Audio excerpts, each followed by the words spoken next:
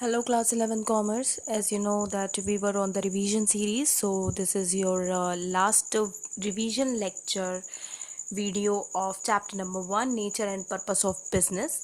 So what we are going to cover today, we are going to cover business risk, nature of business risk, causes of business risk, factors to be considered before starting a business, and methods of dealing with the risk. Alright so सबसे पहले business risk का मतलब समझिए। Risk आपको पता है कि जहाँ पर भी बोलते हैं ना कि वहाँ मत जाओ, उधर रिस्क है, मतलब कुछ डेंजर है।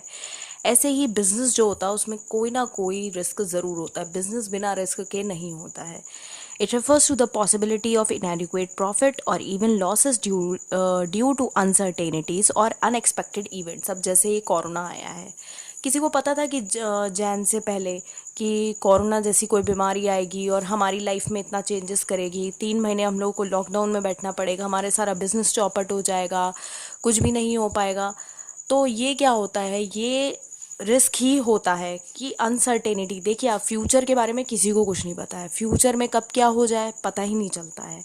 जैसे कोरोना का सीन हुआ है, किसी को इसके बारे में खबर नहीं थी। तो ये वही होता है कि it refers to the possibility of inadequate profit और even losses due to uncertainty और अनएक्सपेक्टेड इवेंट्स। ये जो प्रॉफिट जो इनएडिक्वेट वे में जो हमको मिल रहा है, उसमें जो ये जो इवेंट्स हो रहे हैं, अनएक्सपेक्टेड इवेंट्स या फिर अनसर्टेनिटी, फ्यूचर पे जो भी कुछ जैसे हमने प्लान किया उसके हिसाब से नहीं हो पाता है, तो हमारे प्रॉफिट पे असर करता है। वही हमारे बिजनेस रिस्क कहलाते हैं। ओके, नेचर क्या होता है बिजनेस रिस्क का? It arises due to uncertainty. Obvious सी बात है, बिजनेस रिस्क कैसे बनते हैं? अनसर्टेनिटी की वजह से। अनसर्टेन मतलब कि जैसे फ्यूचर अनप्रिडिक्टेबल होता है, अनसर्टेन होता है, वही। Risk is an essential part of every business. कोई भी बिजनेस बिना रिस्क के नहीं चल सकता है। हर बिजनेस में, छोटे से छोटा, बड़े से बड़े बिजनेस में कोई ना कोई रिस्क ज़रूर होता है। Degree of risk depends mainly upon the nature and size of the business. जितना बड़ा बिजनेस होगा उतना ज़्यादा रिस्क होगा, छोटे बिजनेस में कम रिस्क होगा। तो ये size and nature of the business के बारे में पे भी डिपेंड करता है। नेचर का मतलब क्या होगा, किस चीज़ में डील कर रहा है business. Profit is the reward for risk taking. अब क्या होता है, आप जितना बड़ा रिस्क लोगे, प्रॉफिट आप उतना ही बड़ा कमा सकते हो। अगर आपका रिस्क हट गया, अगर रिस्क आपके ऊपर अप्लाई नहीं किया, तो आपको प्रॉफिट ही प्रॉफिट मिलेगा। इसीलिए लोग रिस्क लेते हैं, क्योंकि रिस्क लेने के बाद उनको रिवॉर्ड बहुत मिलता है प्रॉफिट के तौर पे। अब रिस्क होते कैसे हैं? जैसे नेचुरल कॉजेज़, जैसे अभी हो रहे हैं, आप लोग देख रहे हो, नेचुरल कॉजेज़ आ रहे हैं, जैसे heavy rain, lightning, earthquake, flood. Okay, अब ये पैंडेमिक आई है। ह्यूमन कॉजेज़ क्या हो गया? जैसे किसी ने स्ट्राइक कर ली है, या केयरलेसनेस और नेग्लिजेंस ऑफ एम्प्लॉयज़ राइट्स, दंगे फसाद, ये सब चीज़ें। इकोनॉमिक कॉजेज़ में क्या होता है? जैसे कंपटीशन हो गया, और changes in the economic policies हो गई, ये सारी चीज़ें इकोनॉमिक कॉजेज़ में आ गई। अदर कॉजेज़ में जैसे political disturbance, mechanical failure, army की कोई प्रॉब्लम हो गई, किसी देश से लड़ाई हो गई, जैसे चाइना से लड़ाई चल रही है, वो सब चीज़ें।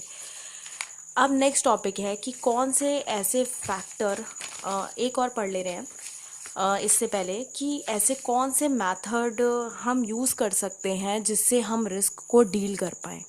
ठीक है, number 1 is decide not to enter to risky transaction. सबसे पहले तो ये कि हम ज़्यादा रिस्क वाली चीज़ों के ट्रांजेक्शन से बचें। Next is take preventive measures like fire fighting devices to reduce risk. Okay,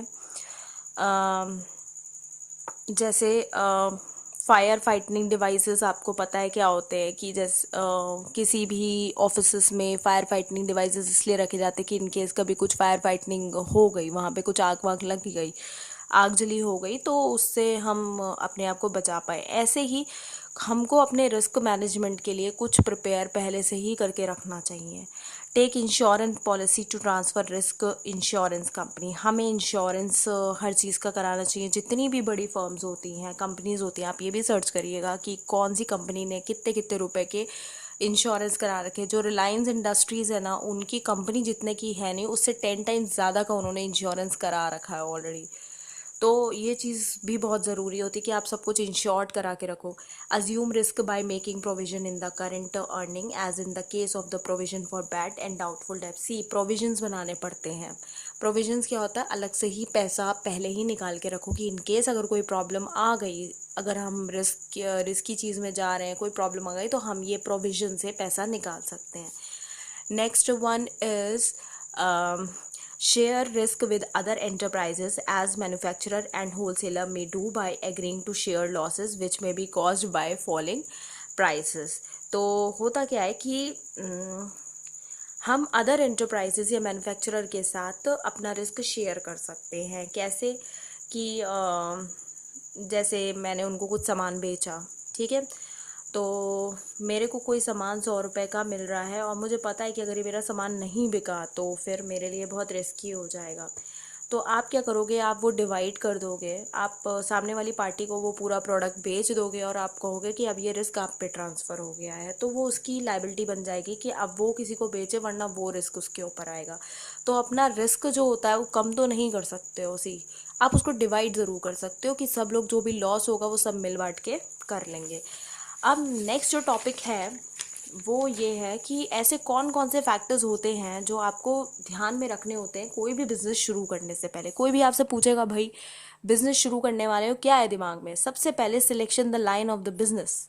आप सबसे पहले ये सोचोगे ना कि आपको बिज़नेस किस चीज़ का करना है, तो नंबर 1 पे ये आएगा. Next one is size of the firm. आपको ये देखना है आपको छोटी सी दुकान खोलनी है, शोरूम खोलना है, मॉल में बिज़नेस डालना है, ऑनलाइन करना है. Next one is choice of form of ownership. इसमें क्या होता है कि आप ये देखते हो कि मुझे कोई पार्टनर की नीड है, या फिर मुझे अकेले ही काम करना है, या फिर मुझे प्राइवेट कंपनी बनानी है, पब्लिक कंपनी बनानी है, या फिर फैमिली के साथ बिजनेस करना है. तो ये सारी चीज़ें हो गई choices of forms of ownership. Location of the business enterprises, ये बहुत इंपॉर्टेंट होता है. आपको ध्यान रखना पड़ेगा जिस चीज़ की जहाँ डिमांड ज़्यादा होगी आपको वहीं पे अपना बिजनेस सेटअप करना पड़ेगा. अब कोई बहुत बड़ा कपड़ा का शोरूम आप शहर के बाहर लगाओगे जहाँ पे बिल्कुल जंगल ही जंगल है, तो क्या वहाँ लोग आएंगे? नहीं, मार्केट के अंदर ही आपको शॉप खोलनी पड़ेगी. तो ये चीज़ भी बहुत बड़ा फैक्टर होता है. Next is financing the preposition. आपको देखना पड़ेगा कि आपको कैपिटल कहाँ से लाना है और कितना लगाना है. Next is plant layout. आपकी बिल्डिंग कैसी होनी चाहिए, आपकी बिल्डिंग में क्या चीज़ें होनी चाहिए, कैसी बिल्डिंग होनी चाहिए, वो प्लांट लेआउट में आ गया. फिजिकल एक्ट फैसिलिटीज़ की आपकी शोरूम में, अगर आप शोरूम खोल रहे हो तो कौन कौन सी फैसिलिटीज़ होनी चाहिए, और कि अगर मेरा शोरूम बड़ा है तो उसमें लिफ्ट चाहिए नहीं चाहिए. Competent and committed worker okay force. होता क्या है कि अगर आपके पास कमिटेड वर्कर्स नहीं हुए तो आपका बिजनेस नहीं चल पाएगा. आपको बहुत पैशनेट लोगों की नीड होगी, तो वो भी आपको बहुत ज़रूरी है. Next is tax planning. आपको पहले से अपने लॉयर से, टैक्स कंसल्टेंट से बात करनी पड़ेगी. पता चले कि जितना आप कमा नहीं रहे हो उससे ज़्यादा आपको टैक्स देना पड़ेगा, तो टैक्स प्लानिंग बहुत आराम से करनी पड़ेगी. Last one is launching the enterprise. ये सब चीज़ें कंसिडर करने के बाद आप अपना बिजनेस शुरू कर सकते हो, लॉन्च कर सकते हो.